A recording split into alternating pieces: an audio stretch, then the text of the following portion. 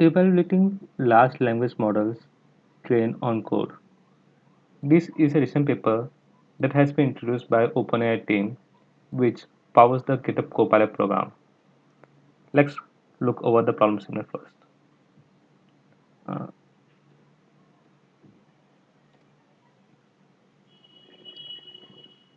so the problem is something like this thing, where they have provided a problem statement and there will be some input and output example. Based on that, there would be some generated code which our AI model will predict, and it would be solved and test by unit test cases where we will be providing some input statement and there will be defined output for that. It is something like what HackerRank and other code forces and other program complicated programs websites usually do. So let's go over the paper. Right? So they they have provided that we introduce Codex, a GPT language model fine-tuned on publicly available code from GitHub and studies Python code writing capabilities. A distinct production version of Codex powers GitHub Copilot. On HumanEval, a new evaluation set we released to measure the functional correctness for synthesizing programs from docstrings. Our model solved 20.8% of the problems, while GPT-3 solves 0% and GPT-J solves 11.4%. So here they are providing that their model solves 28.8% of the problems of our models, and GPT-3 solves 0% and GPT solves 11.4%. Now we can look about around the GPT-J model as it has been open source, and we can compare from our side that how does it performs. This is the Copilot website as you have been known, where it provides the idea as what is the problem statement and how the GitHub Copilot solves around that. The best thing is that it is a generalized problem statement that solves the values for multiple coding languages such as TypeScript, Go, and multiple languages. Now, take an example of the Python code. Let's look at the problem statement. So, they are providing that the values is something like the date, the value, and the currency, and it should return the values as triplets, such as the date, the value, and currency should be separated out. And fairly looking at the problem statement, it is it's look like we it is creating the values based on the spaces first, and then it is taking the first value as in the date time, and the second value is converted to float, and third is the currency value. It and looking at that the statement, I am pretty sure it is correct code. If we copy the same problem statement and search it on the Euler AI, that is the GPTJ model, and check the problem statement, we can see that problems result from here only. Uh, they from here only the problem statement isn't correct, as they have replaced the space with non-space, which removes the space between the values, and then I it doesn't make sense what they are doing here, and in the end, but they are trying to convert the values to date time, but it is still an incomplete code from what I understand, but still it is still fairly good in terms of what they were expecting from the problem segment. So let's go over the paper again. Okay, so now we have some idea around the GPT, our codex model, the GPT-3 and GPT-J model. Now let's understand. They also provided some idea on the GPT-3 model. Our early investigation of GPT-3 revealed that it could generate simple programs from Python docstrings. While rudimentary, this capability was expecting because GPT-3 was not explicitly trained for code generation. which we can understand GPT-3 was a generalized model which was trained on various scraping the websites, the Wikitext, Wikipedia, and so, multiple sites. But it wasn't planned for code generation problem statements. Given the considerable success for large language models in the other modalities and the abundance of publicly available code, we hypothesized that a specialized GPT model called Codex could excel at a variety of coding tasks. This paper describes several early Codex models whose descendants powered GitHub Copilot and the Codex models of OpenAI API. So, in the introduction, we can understand that this paper does provide the basic idea that what was their intention and how they have solved the problem of the GitHub Copilot program, which they have mentioned as the Codex models. So let's look at the papers. So here they have provided an accuracy chart of non-embedding parameters with respect to the pass rate. So let's understand what is the pass rate first. If we have one problem statement and we provide just one solution to the problem statement, then it will be having the pass rate of 1. If there's one problem statement and we provide multiple solutions to the problem statement, then it will have pass rate of 2, and so on and so forth. As the pass rate will be increasing, our we the solution provided to our option to provide the solution to the model would also increase, and which means the our accuracy in a sense would also increase as the pass rate will increase. So this is just a basic idea of what is a pass rate, which as in this paper they will be mentioning it as a major thing for the accuracy point of view. Here they have provided the idea as in for the Codex S re-ranking, the accuracy comes out to around 77.5%. To accurately benchmark the other model, we created a dataset of 164 original programming problems with unique tests. These problems assess the language comprehension, algorithms, and simple mathematics, with some comparable to simple software interview questions. We released this data along with an evaluation framework at the GitHub link that they have provided below.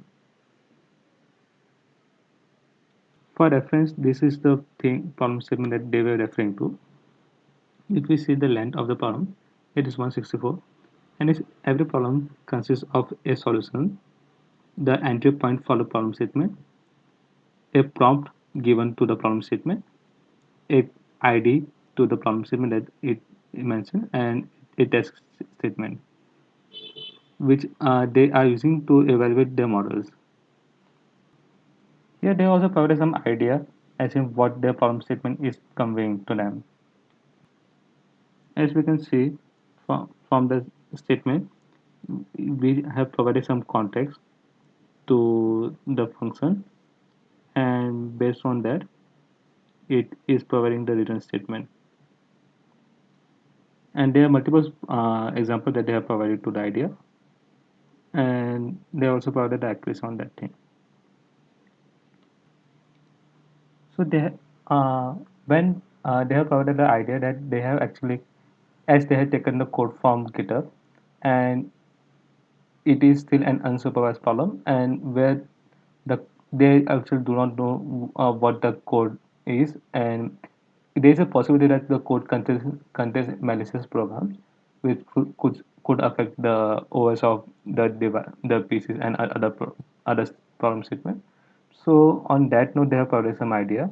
Since the publicly available programs have unknown intent and generated programs are often incorrect, execution these programs is poses a security risk.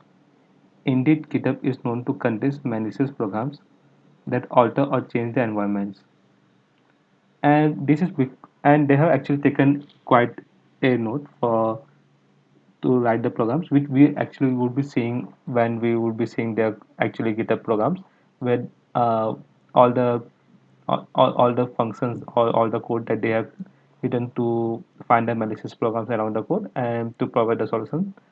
Still, that's why I would advise to use on a Colab notebook rather than using on a local PC, as it is still a possibility that they would also mention that could cause problems it to the if your PC if you are evaluating their code.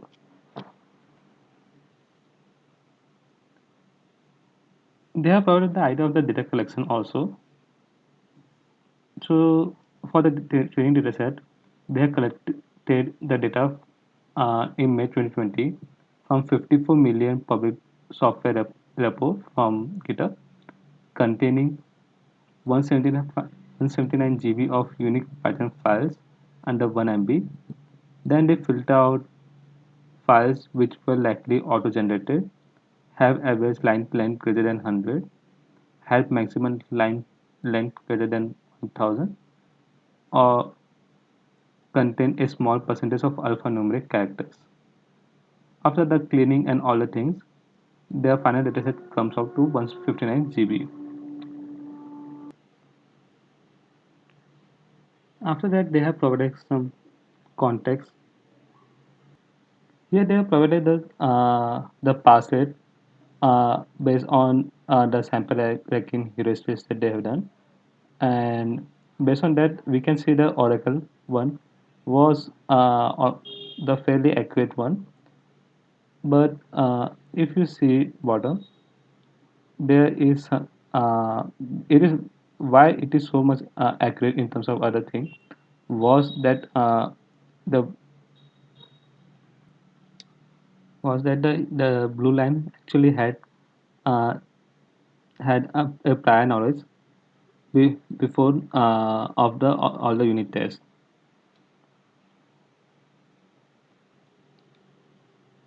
They have also benchmarked the codex models from tab 9, a leading code autocomplete system which I people use, which achieves 2.6% pass rate for one, but they have taken the temperature 0.4 and 7.0 for pass 100, temperature 0.8. So they have also provided that this is still not as efficient as their models, as we have seen the at the best also provides around 20.8% of accuracy of the codex model. So as we can see here, the tab 9 has provided accuracy of 2.5 uh, and 4.0 per pass rate for 10 problem statement, and for 100 it has provided accuracy of 7.59, where it has provided that the codex model can easily provide better accuracy when we have been using other models of the codex. So for complete programming also they have taken some data. They have collected the problem statement, the function signature, and the solutions from several popular programming contexts and interview preparation website. Then they assemble this into programming tasks which similar to human eval using the problem description such as the dot string. Using this, if we want to see the results for the complete programming, the the codex model was able to solve around 4.4 minimum to minimum 4% of the introductory problems, introduction of 0.14 and completion of 0.02 problem set.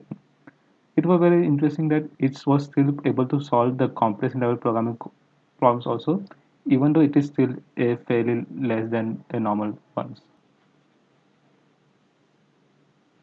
Then after that, they have provided some idea on the docstring generation also.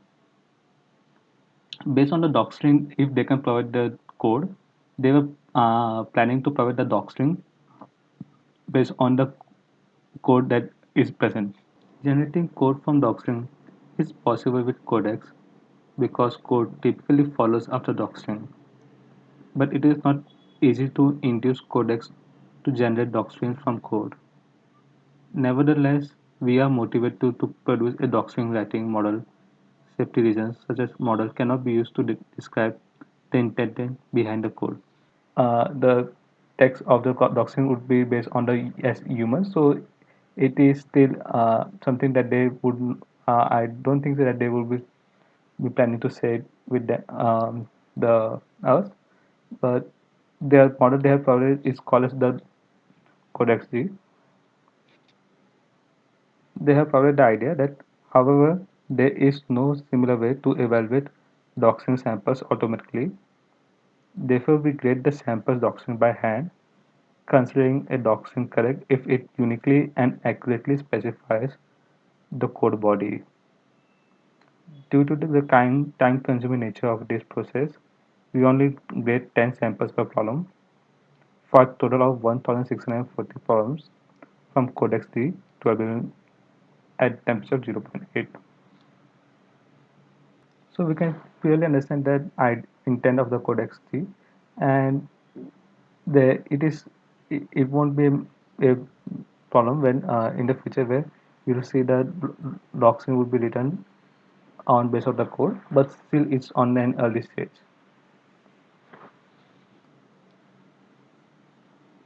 So there are some idea also, like indeed our model produces the doxing like I just found this function online, and this test is not correctly done, and it's not my solution, and some around that thing. And after that, they mostly provide the idea on the limitations such as here if you see they add 3 to y and then subtract 4 from both x and w and return the product of the four numbers. Here the problem has been add 3 to y, but subtract 4 from both x and w. So it hasn't subtracted 4 from w and it has provided the values. So there are still a problem statement that and it has that codex model couldn't solve, and which they have provided the idea.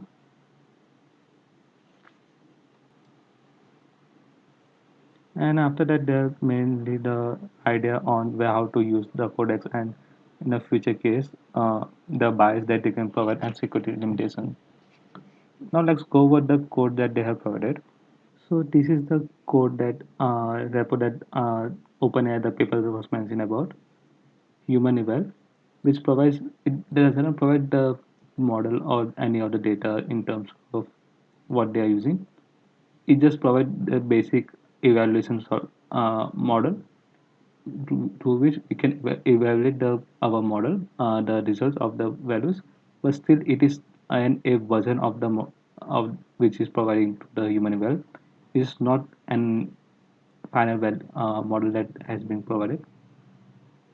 Here they provided the idea that this problem exists to run untrusted model generation code. Users are strongly encouraged not to do so outside of a robust security sandbox. The execution call in execution.py is deliberately commented out to ensure users read this disclaimer before running the code in a potentially unsafe manner. See comment in execution.py for more information. So basically, it provides the idea that in the execution.py, which they have provided the idea around, it contains the function where it does call to the model, and this model has been trained on untrusted GitHub code, which could contain malicious, malicious input data. So it is still a possibility that it could contain malicious data, and that's why they have mentioned to check it on your responsibility. For that thing, I have modified the code to use on Google Colab, so it couldn't be affecting on your PC directly. I would strongly recommend to test this model on Google Colab only, as it wouldn't be harmful for your PC also. So let's clone the repo first.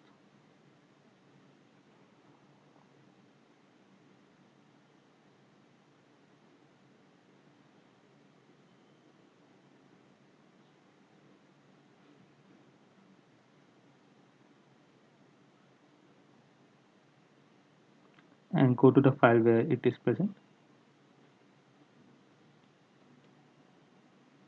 Now run the code. Now what it provides the idea. First, the problems. This is the same problem that we were seeing on the code paper, where they have provided 164 problem statement. Based on that, the values will be providing. Number of sample per task is the values of number of samples that we will be expecting from the problem statement.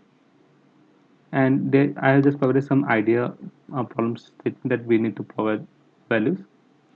Here, the problem statement is to return one from the function. This is a simple problem statement to solve the model, and let's see that how it will solve.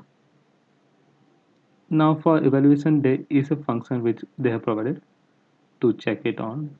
Now for that, as they mentioned to uncomment the sample line of code, let's do the thing that first.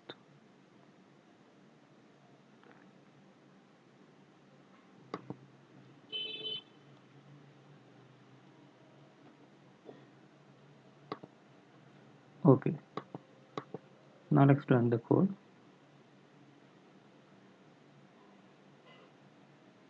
Now as you can see here, they have provided the pass rate of the values and the other metrics.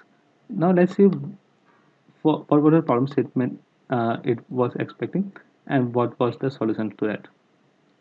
So I've just used the problems, the sample values that they were using. They are provided. So let's check that thing.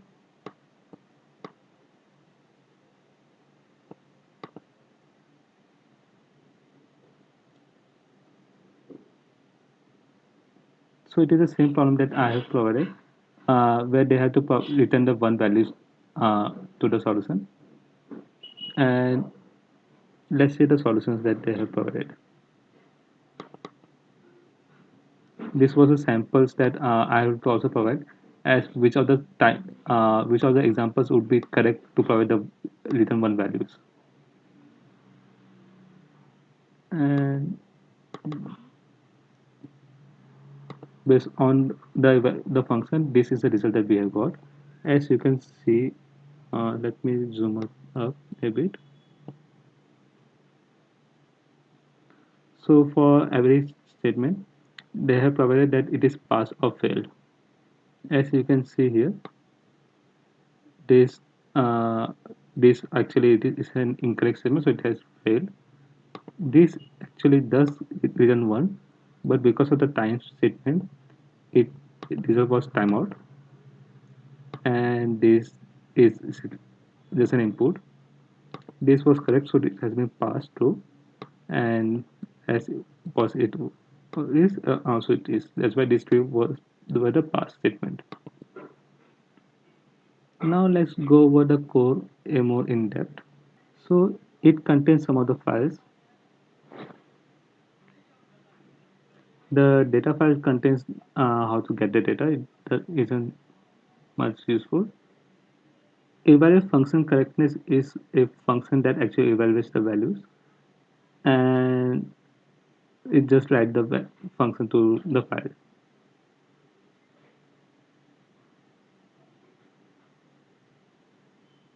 It can evaluation.py also contains the evaluation values, how to provide the passkey values, and it just returns the values.